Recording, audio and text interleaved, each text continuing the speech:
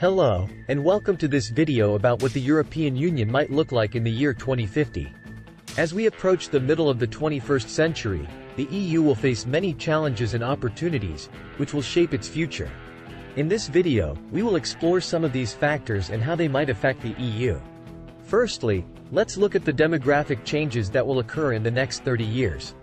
The population of the EU is expected to decline as birth rates decrease and the proportion of elderly people increases. This will put pressure on the EU's social welfare systems, healthcare, and pensions. The EU will need to find new ways to maintain its social and economic stability. One of the most significant challenges the EU will face is climate change. The EU has set ambitious goals to reduce its greenhouse gas emissions by 2050, which will require a fundamental transformation of its energy systems, transportation, and industry. The transition to a low-carbon economy will create new opportunities for innovation, job creation, and sustainable growth.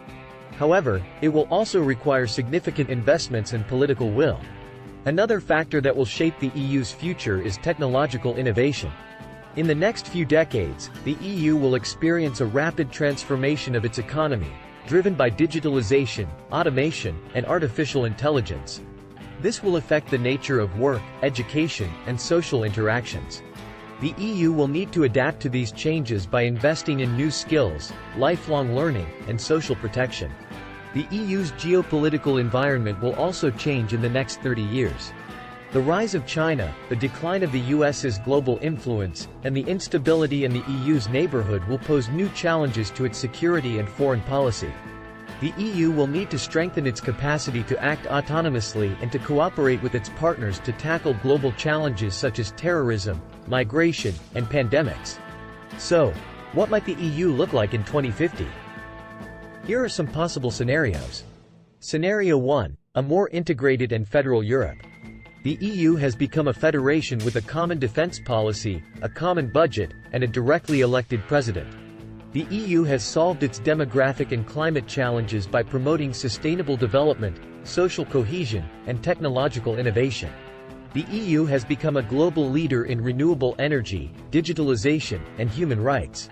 Scenario 2, a fragmented and weakened Europe. The EU has failed to address its internal divisions and external challenges, and it has lost its relevance and legitimacy. Nationalist and populist movements have gained ground, and the EU has become a shadow of its former self. The EU has become vulnerable to external pressures and threats. Scenario 3, a flexible and adaptive Europe.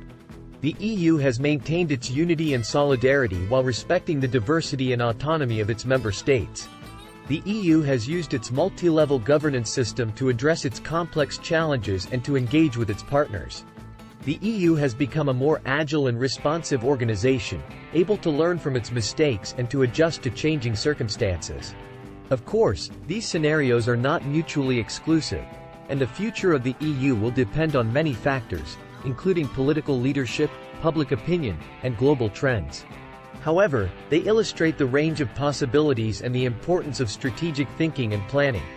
In conclusion, the EU in 2050 will be shaped by many factors, including demographic changes, climate change, technological innovation, and geopolitical trends.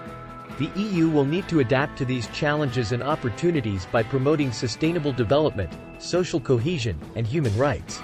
The EU's future will depend on its ability to remain united, relevant, and innovative in a rapidly changing world.